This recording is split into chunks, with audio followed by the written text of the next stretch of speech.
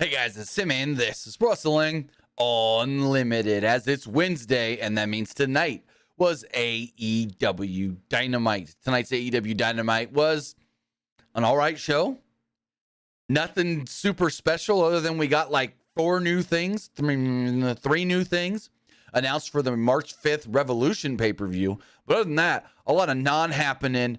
Didn't make sense. Why is that match main eventing matches? Like, I get there's supposed to be a big overarching story in the women's division right now, but when you're putting your women's champion kind of in the back burner, that just doesn't sit right with me. When Jamie Hayter is the extra in this as the women's champion, no, that just doesn't do it for me. Plus, you open the show with two multi-man matches, a Texas Tornado tag match and an 8-man tag that meant nothing for nothing. Like, neither of these matches needed to happen. Why did they happen? No rhyme or reason. Brian Cage and Jungle Boy, I mean, cool. It was an all right match. But it's like a lot of why is that happening kind of stuff. Just, we're going to book a bunch of random shit to get enough people, that was many people as we can on the show. Basically what this show was tonight. Now, again, we did learn some things for future, for Revolution and whatnot. But overall, this is just a show. And not to knock the women, because the match itself wasn't bad. I mean, it was all right. It wasn't great or anything. But I see the ratings possibly dipping in the final segments. Because I don't see this as we got to stick around main event, no offense. So we'll see how the ratings go. We'll know tomorrow the overall rating, and then we'll know Friday in the Observer when Meltzer puts out, or if Brandon Thurston gets it first, puts out the quarters and whatnot. So we'll see how it does shape out. But with that, I want to say thank you for joining me here. If you're watching on YouTube, youtube.com/Pro Wrestling Unlimited, or if you're watching on Twitch, twitch.tv/Pro Wrestling or PW Unlimited. Remember, if you are watching live on Twitch, you can help us out a couple of different ways. You can either help us out by hitting that donate button down below, or by donating Twitch bits in the live chat. Also, remember, you can help us out by subscribing to the channel, one of two different ways.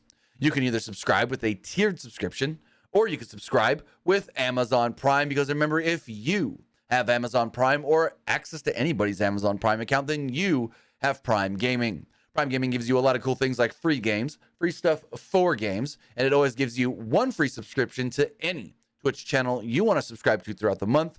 And I'd greatly appreciate it if you did right here, Pro Wrestling Unlimited. And why are my backlights not on? That's weird. Hit the button. And I want to turn on. Might not be plugged in. Oh well. Remember, if you are watching on YouTube, you can help us out over there by becoming a channel member. As a channel member, you get early access to news, early access podcast episodes, early access to non-news videos, and so much more. Also, remember that you can head over to the Epic Game Store and support us over there by using our code PW Unlimited at checkout. Remember, use code PW Unlimited to check out for all Epic Games and Epic Game Store purchases, whether that is for a new game, for an old game, for a free game, or if you're getting bucks for Rocket League, Fortnite, or Fall Guys. Remember, no more Rumbleverse. Rumbleverse is still around for a little bit longer, but it's going away. It's being sunset, and you can't use our code for that game anymore. Again, use code PWUNLIMITED at checkout for all Epic Games and Epic Game Store purchases to support us at no extra cost. With that, the show opens up with an in memoriam graphic for Jerry Jarrett, who did pass away earlier this week at the age of 80. And then the show did open with his son, Jeff Jarrett. Jeff Jarrett was part of the 8-man tag team match in the opening contest. It was the All-Atlantic champion, Orange Cassidy, teaming with the acclaimed Anthony Bowens and Max Caster, as well as Billy Gunn. Jarrett teamed up with Jay Lethal, Satnam Singh, and Sanjay Dutt. Now, this match, they just tried to cram a bunch of bullshit in there. That's all it was. They just tried to, to get to the finish, it was so convoluted. It was like We're going to do the scissors leg drop. Oh, but this guy's got to try and stop it first. Oh, no, this guy's going to try, but nope. We're going to try and stop it again. And then finally Bowens gets like, no. Like, come on. This bullshit. This is stupid. Way overbooked and too many just spots and things. And I don't feel like the match flowed well for me. Maybe it did for you. Maybe it did for somebody else. But the pacing of this match just seemed off. Now, Max Caster, props early on for his pre-match rap for slamming Jeff Jarrett being a Nepo baby in TNA Lockdown. I liked that. So after Dutt faked it like he was going to start, it was Bowens and Lethal who got the match going as the Acclaimed double teamed early on until Caster found himself on the wrong side of the ring. After some nonsense of tags that amounted to basically nothing, the Guns came out on the stage and allowed Jarrett to get the advantage and beat down Daddy Ass with help from Jay Lethal. This did include a Fargo strut, which Singh did as well. He also tagged in and wiped out the Acclaimed and Cassidy in one fell swoop. Singh then blocked an Orange Punch attempt, launching Orange Cassidy across the ring. Singh tagged out to Dutt, but Daddy Ass was able to hit a huge Faymaster on the big man. Referee Aubrey Edwards tried to get Dutt in the ring as Jarrett used the stolen Golden Globe on Daddy Ass. Still interesting that they got that Golden Globe. I don't know if it's the real one. I highly doubt it. Maybe it's a replica, but yeah. Lethal took out Bowens with a lethal injection at one point. Dutt tried to take out Caster with a pencil, but ran into an Orange Punch. The match continued to break down as Dutt was ultimately dropped to the Scissor Me Timbers after a bunch of bullshit. Like I said, Bowens was on top. And he gets taken down by Jeff Jarrett, who then gets punched out with an Orange Punch by Orange Cassidy. Orange Cassidy then slowly climbs to the top to go for the Scissor Me Timbers. And he gets taken down by Jay Lethal. Well, actually, Jay Lethal tries to tank him down. Then he head scissors Jay Lethal over the top rope, botches it slightly a little bit, finally tumbles down. And then Bowens out of nowhere just jumps up, Scissor Me Timbers, pins Sanjay Dutt. So yeah, not the best of matches, I would say. I didn't think that the what's it called? Pacing was really all that great. And they just tried to cram way too much into it. Afterwards, the Guns stared down at the ring as the Acclaimed Billy Gunn and Orange Cassidy all scissored. There's a video package of Bryan Danielson's quest to the Iron Man match of Revolution. And he is shown saying the Boogeyman is going to get MJF. So then we had a Texas Tornado tag match. Why? Why did this match need to happen?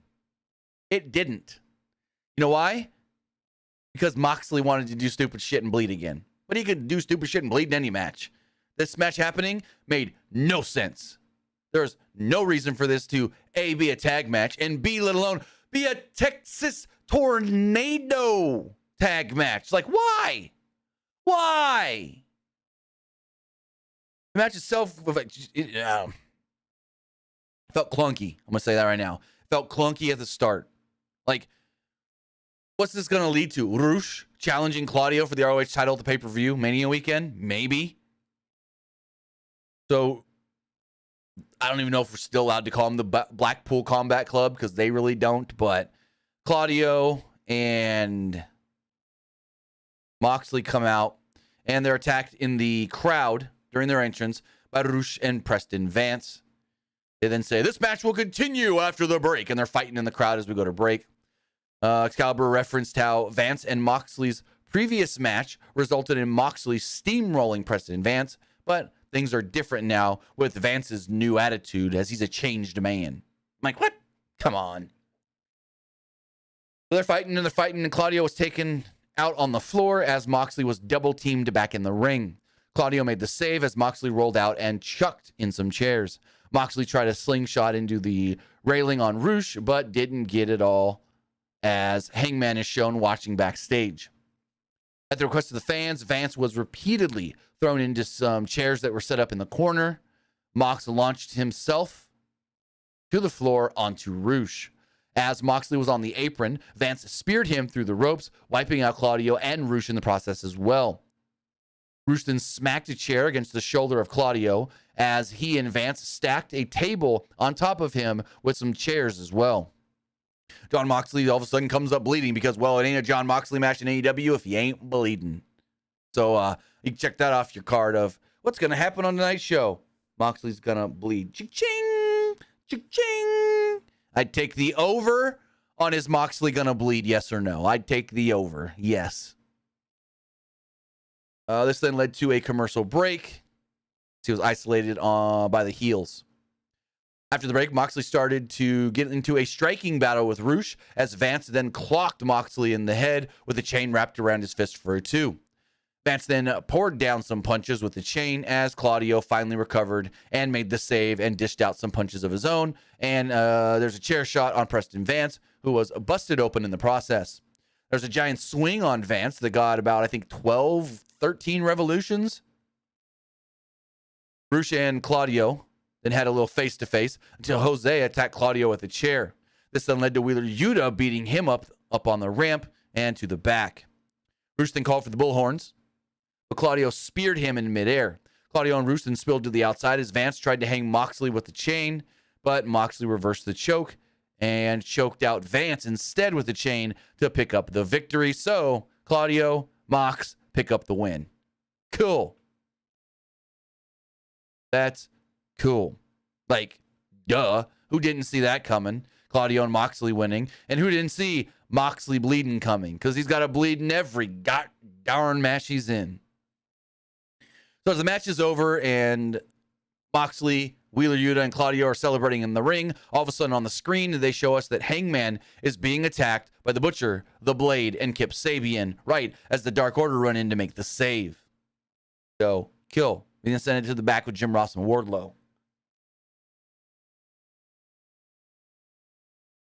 Jim Ross has a sit-down interview with Wardlow, who shared some personal stories of his time teaming with Samoa Joe.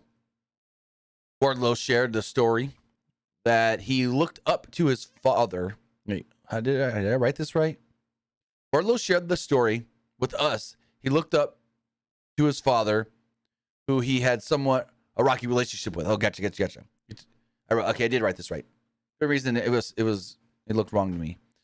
He talked about his father having stage 4 cancer, but was able to see his son wrestle at his first ever independent show. After he passed away, Wardlow said that he grew his beard and hair out for his father. Joe knew this and took it from him, basically when he cut the ponytail off. That was the connection he had to his dad.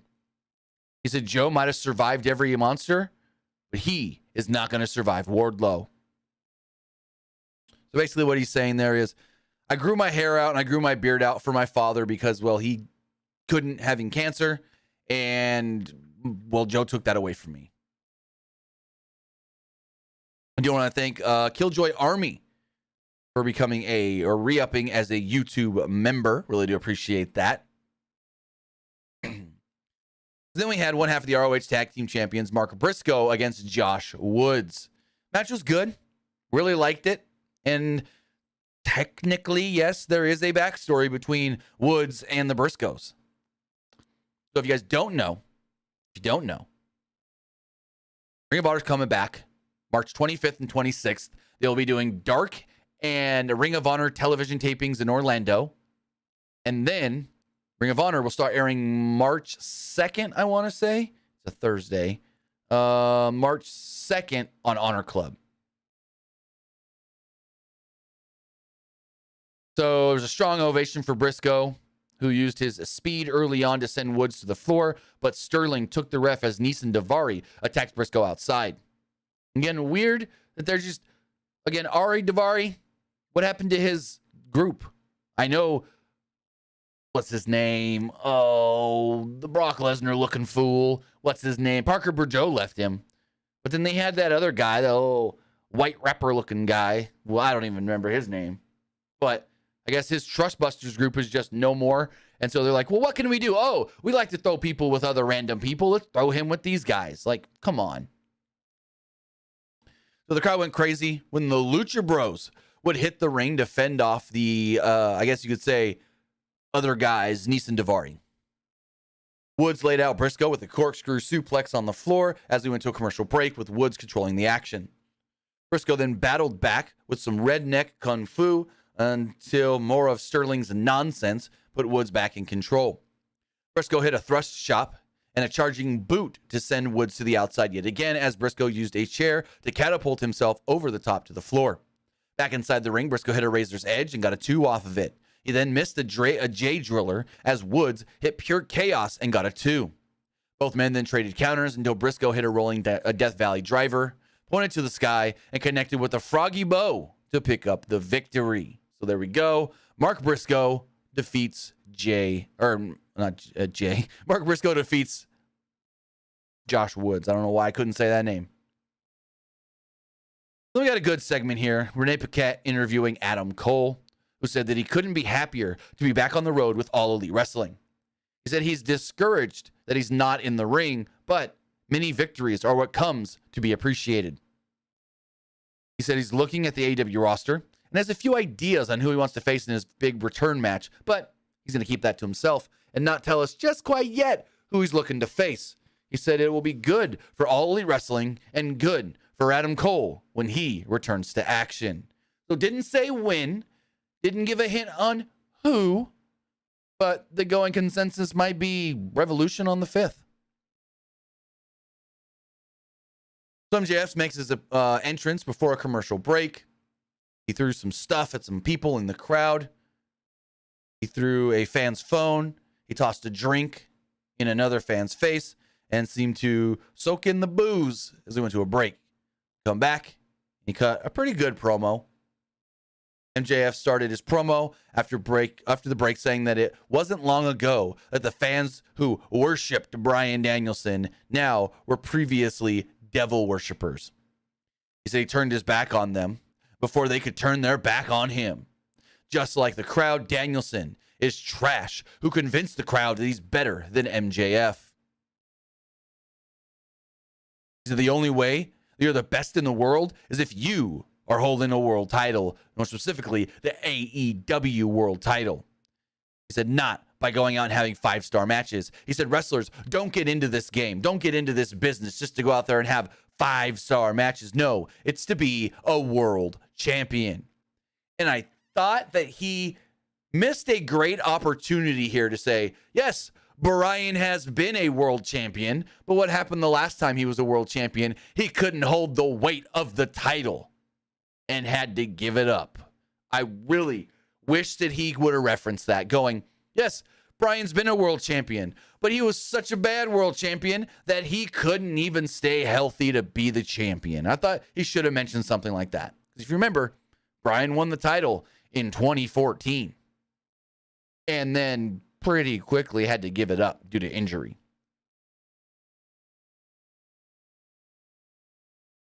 So I would have loved for MJF to mention that. And I get it. Don't bring up WWE stuff. That one would have worked because he would have been like, Bryan, last time you were champion was only for a couple of months and you've been, and you had to give it up. Well, I've been champion for X amount of months and no one's been able to come close to beating me, you know? And then he could have been like, oh, and by the way, that was a second-rate title anyways. Like, he could have trashed the WWE Championship in the process. But, hey, to each their own, whatever. Out would then come Christopher Daniels. Daniels said that he looked up to Danielson throughout his entire career, even though Danielson started wrestling way earlier than Danielson, but whatever. MJF wanted Daniels to tell the truth. Tell the fans the truth about Bryan Danielson. Daniels said that MJF paid him an obscene amount of money to degrade Bryan Danielson. And that is the truth. But the truth really is that Danielson is set to knock MJF's dick in the dirt. This is like the 3rd time we've heard that now. Maybe the 2nd. But what is knock your dick in the dirt? What? He said 20-year-old Bryan Danielson hit him so hard that he felt like he was going to die. And that's when he knew he would be great.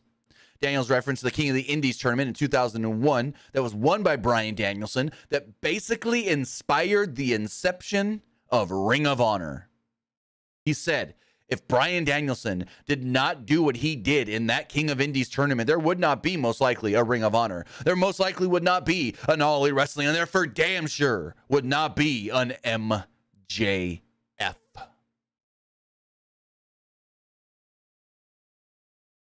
He said that I've watched Bryan Danielson in more matches than I think I can count, and I know that in every match, Danielson tries to learn something new. He is a sponge and always tries to get better and learn. He is who MJF wishes he could be. Danielson then calls MJF a fraud and smacks him. So Danielson calls MJF a fraud. MJF smacks the microphone out of his hand, and then Daniels smacks him. Daniels goes to try to leave. MJF pulls him back and kicks him in the balls. He then jumps down and puts the Salt of the Earth Fujiwara armbar on him. Bryan Danielson runs out to make the save, and MJF bails. Good segment, hyping up the match at the pay-per-view. So I like it. Quick video recap of the Guns celebrating their tag title victory. Colton said that they've only been a team for a year and they only had 10 televised matches, and they're already a team. And they're already champions. They didn't have to go work the indies and get paid $10 a show. No, they came in and they took over in just 1 year's time. And it's like, I don't know about that one. About the whole, we didn't have to. I don't like when wrestlers go, we didn't have to prove ourselves. We were handed things. Like, that's basically what they said. We're so good, we were handed our spot. Like, no, buddy boy. That's not the move. Whoever wrote that promo, go back to school. Because, I mean, people already hate the Guns for just getting what they got because they're Billy's kids. You don't have to fucking tell us that. So, yeah. I don't know about that one. That one was kind of like, should have went a different route. Should have went a different route with that promo. Moving forward, we had Jungle Boy Jack Perry against Brian Cage. I thought they've had better matches together. What did they? Winter is Coming, I think it was. They had a match against one another. I thought that match was better. Not saying this match was bad or anything, but I know these two can do better. That's all I'm trying to say. I know these two can do better. As far as the match itself does go, one other thing that made this match suffer was so much picture-in-picture, like a lot of picture-in-picture. So, Jungle Boy used his speed early on and hit 2 dives to the outside, but then the third, he was caught and slammed by Cage on the apron. Cage did his signature second rope suplex from the apron to the inside and controlled Perry through a break. Jungle Boy fought back and hit a pop-up power bomb and dropped Cage with an enziguri. Cage then caught a flying Jungle Boy again and hit him with a wheelbarrow drop for a close 2. Cage then bridged out of a pin into a buckle bomb and an F5, but Jungle Boy wouldn't quit. He wouldn't stay down. Cage tried to suplex to the floor, but Perry hung onto the ropes with a double stomp. There was then a double stomp and a top rope splash for a 2. Cage hulked up quickly, but suffered a crucifix bomb, a thrust kick, and a roll-up to give Jungle Boy the victory. As Jungle Boy was leaving, going up the ramp, well, he was signaling, I want gold, and another Cage would come out and attack, this time, Christian Cage. Christian Cage came out with a sling on, but quickly took that off. Christian made it known that he's not hurt anymore. He wants Jungle Boy. Cage grabbed Jungle Boy, hit him with a kill switch on the ramp, and said, I'm not done with you. Now, here's the thing. Ladies and gentlemen, and not to take anything off from Christian and Jungle Boy, who are probably going to end up having a match at Revolution. Who else suffered the same tricep injury around the exact same time as Christian Cage? Give you guys a couple seconds to think about that one. Oh, that's right. CM Punk. CM Punk also suffered a tricep injury around the same time, around All Out. And so if Christian's already cleared to get back, maybe, just maybe, that could mean that old CM Punk could be cleared to come back soon. And then that leads to the big question of, does Tony let him go? Or does Tony make him work and bring him back? That's going to be a big, big question, possibly sooner than we think. Now, maybe he's not healing as fast as Christian did, but you gotta think about that when the two went down the same injury around the same time. So Renee Paquette informed us that at Revolution, the Guns will be defending the titles in a triple threat match. First, the winners of a traditional tag team battle royal will get into the match. Then the following week, we'll get a casino battle royal to determine the third team. Then the Acclaimed and Daddy Ass would walk up and go, whoa, whoa, whoa, Renee, we're going to invoke our rematch clause and make this a fatal four-way. That's what I did when I heard that. Like, what? Another just give me X amount of guys to throw together. These fucking tag titles mean jack shit. Mean nothing. These tag titles are meaningless. When you're just going to have, okay, I get it. The Guns and the Acclaimed. Do the rematch. Just do the rematch. Why do we need to add two more random ass teams? And then let's see who these two other teams could be. Let's pull this up on the screen really fast.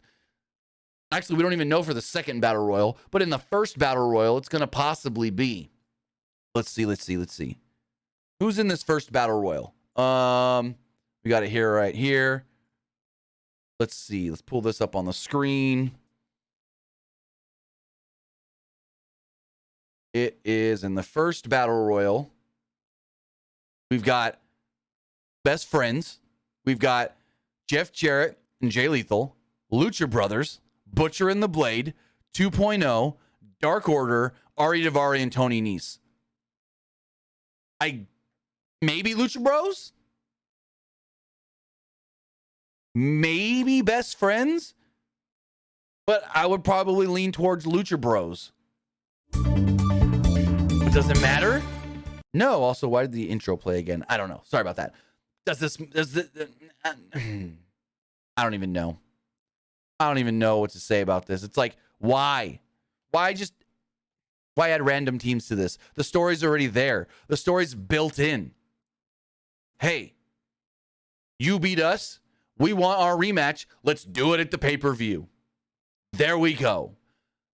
Why you got to add two other teams? Not just adding one more team, but adding two more teams? It's just going to be a convoluted-ish. Try not to cuss as much, but AEW really just doing some stuff that's stupid as F. This match is going to be a convoluted cluster. Fuck.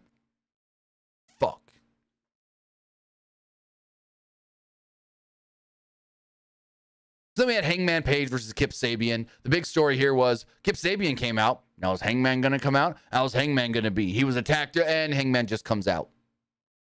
Not limping, not selling any injuries. Perfectly fine. Perfectly fine. So they did the injury thing earlier to make us think there's a slight chance that Hangman may not make the match and then comes out not even selling the injury. Just Hangman strutting down the ring.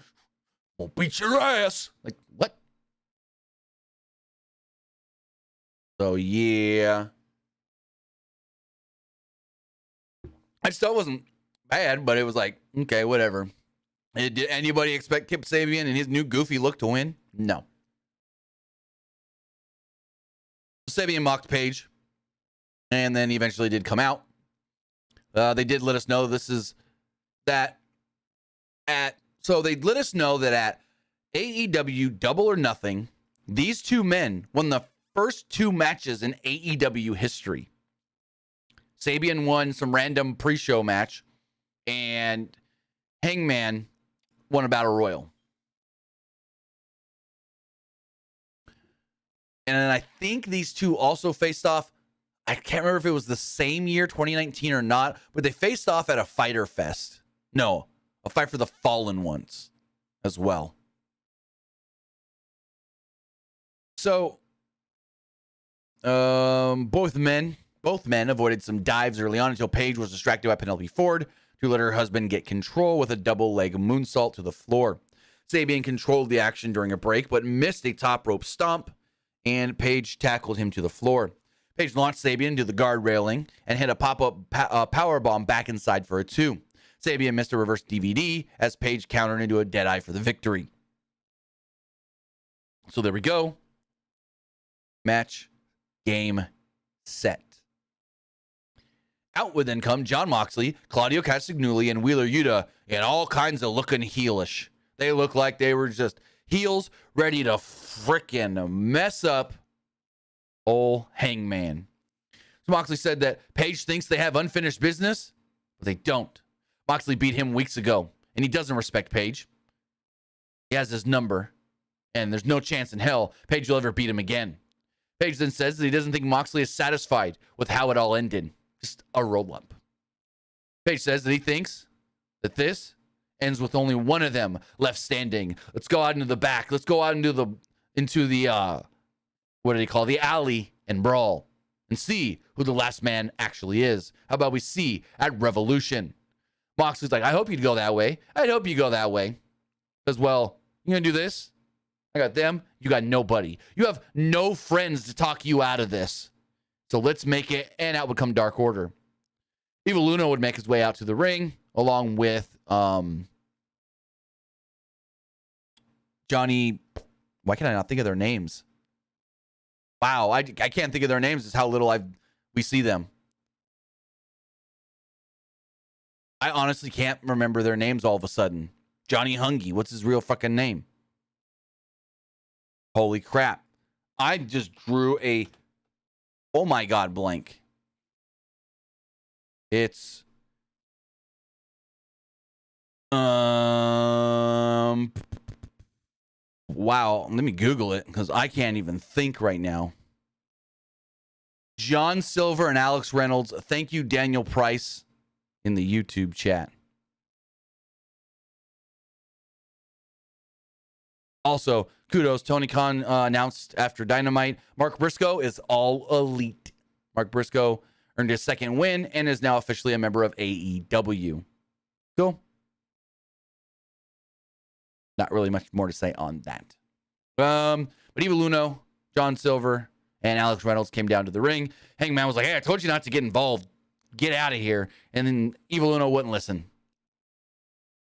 Wouldn't listen, and he tried to get up in front of Moxley's face or whatever. And Paige intervened, but Uno told him to get out of his face. Uno pie-faced Moxley and said he's not afraid of him. Moxley looked right past Uno like he didn't even matter and said, Texas, death, and walked off. Like, he didn't even give two thoughts to Evil Uno staring him right in the face like this. He just kind of goes, Texas, death, and then walks off. And next week, it's going to be Jon Moxley versus Evil Uno. Cool. John's going to f him up. Tony Schiavone's in the back with the JAS. Jericho said that Starks won't be getting his rematch, and he's not on Jericho's level. Daniel Garcia said this isn't Starks' time, and this Friday, he's going to expose Ricky Starks for the fraud that he actually is. They all made some absolute jokes that were kind of dumb that I didn't even write down. Tony Schiavone's backstage with Ethan Page, Matt Hardy, Isaiah Cassidy, and an injured Stokely Hathaway, who demands Hook be suspended for his actions last week. Schiavone said that he's been told that Hook has been suspended upon investigation. Daz was not pleased to hear this on commentary, learning this info, and yeah, this is all stupid and ridiculous. Then go into our main event. And I mean, I guess there's an interesting story here with which side is Ruby going to take? And Excalibur kind of tried to make it make sense because everyone's like, the whole thing with Tony and Saraya is they grew their name elsewhere. Well, Ruby also grew her name elsewhere yet.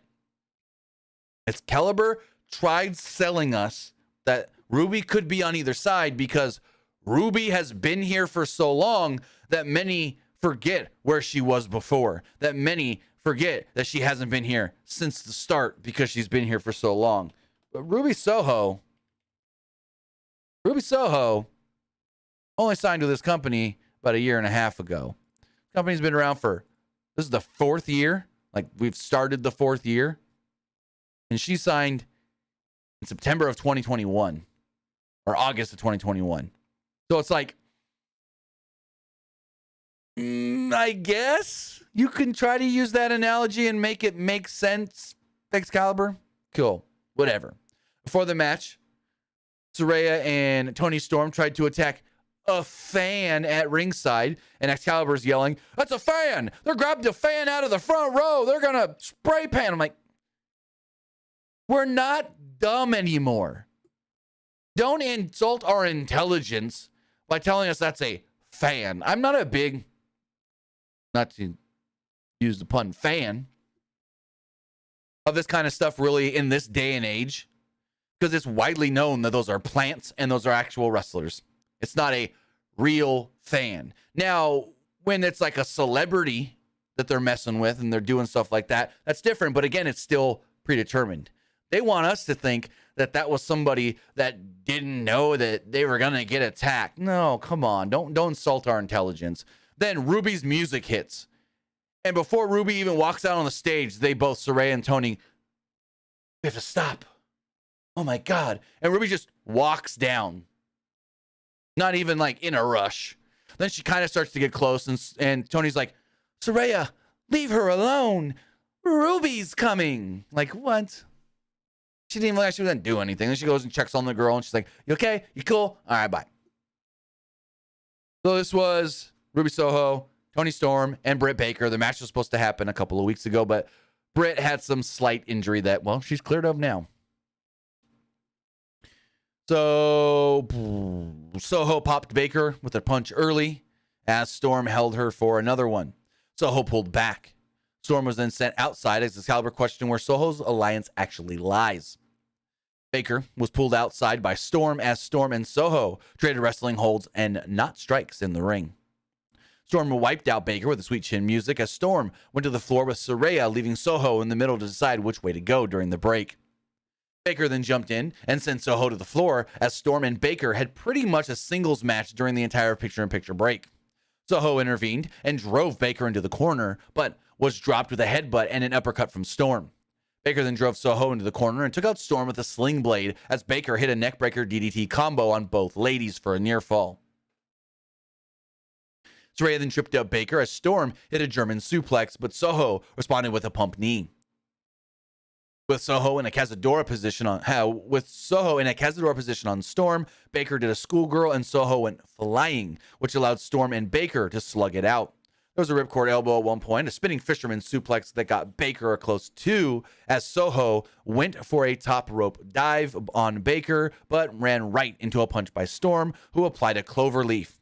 Baker tried for the lockjaw at the same time, but Saraya jumped in with the worst looking kicks to break it all up.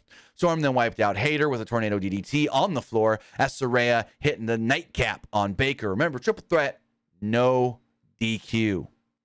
Saraya then actually spray painted the butt of Storm, who did sweet chin music on Baker. Soho then set Saraya crashing into Storm on the floor, rolled up Britt Baker, and picked up the victory. Then things got dumb. Saraya jumps in the ring on one side of Ruby. Jamie jumps in the other side on the other side of Ruby, and they start clucking. And Ruby's finally just like, "Stop! Stop yelling at me! Ah!" And Excalibur's gonna be like, "Oh, I think Ruby Soho has heard enough. I think Ruby Soho doesn't want to actually tell us where she lies right just yet." And I'm like, yeah, okay, cool. And you got your women's champion in there as an afterthought, clucking with Saraya.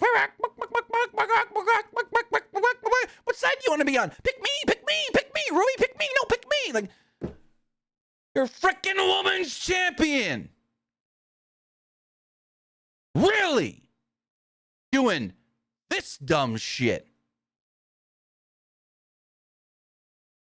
Yeah, that was your main event and your main event angle to close the show.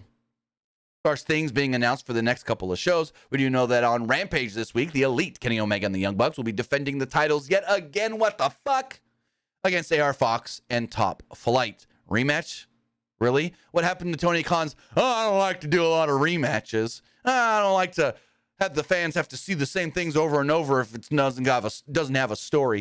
And what's the story here? That AR Fox and Top Flight said that, and I forgot to reference this segment earlier because it was a fucking dumbass segment, but they see the Elite playing with these basketballs, and they're like, you like playing with balls, but you ain't got any balls. And then Matt Jackson threw a fucking basketball at Brandon Cutler's dick, and he dropped the camera kind of. So yeah, this match is happening again. We just saw it a week ago. Danny Garcia takes on Ricky Starks. Jade Cargill will defend the TBS Championship against Vert Vixen in an open challenge, and Dustin Rhodes will be in a grudge match against Swerve Strickland. Grudge match?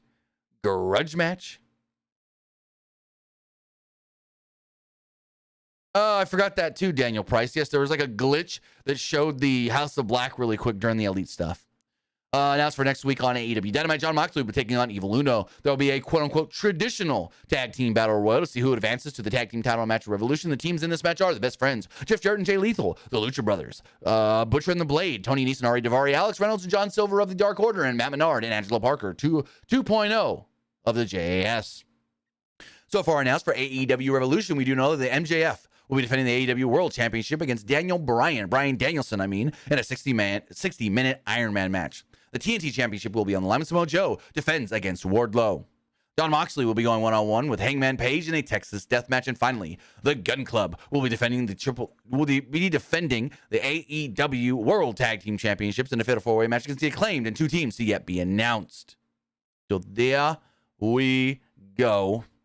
That was everything that did take place tonight on AEW Dynamite. An okay show. Just all right. There's a couple good segments here and there and a match or two that was not bad, but it's like, this was a just random, we're going to throw a bunch of shit on this show. But with that, you know what I thought. Now it's time to hear what you guys thought of tonight's show. Remember, if you want to get your comment, question, or concern read, leave us a super chat in the YouTube chat or hit the donate button below on Twitch to donate there or donate Twitch bits. As far as the polls do go, let's refresh all of these really quickly. As far as the Twitter poll does go, if that will ever load, here it goes. Twitter poll, 52% liked the show, 23% thought it was just all right, and 23% did not like it. As far as the Twitch poll does go, 57% liked the show, 29% thought it was, 29% didn't like the show, and 14% thought it was just all right. As far as the YouTube community poll does go, 58% liked the show, 25% thought it was just all right, and 17% did not like it. And finally, the YouTube live poll. YouTube live poll here, 68% liked the show, 19% didn't like the show, and 12% thought it was just all right. So with that, guys, that's going to wrap everything up here for our AEW Dynamite review, February 15th, 2023. Remember, we will be back live Friday morning for the wrestling wrap-up, and then Friday evening for Friday Night SmackDown. Also remember that AEW Rampage will be airing early this week due to some stuff with the NBA All-Star activities. So Rampage will actually air 1 hour before WWE's Friday Night SmackDown, 7 p.m. Eastern, 4 Pacific. So there we go. Have a great night, and we'll see you next time. Have a good one, guys.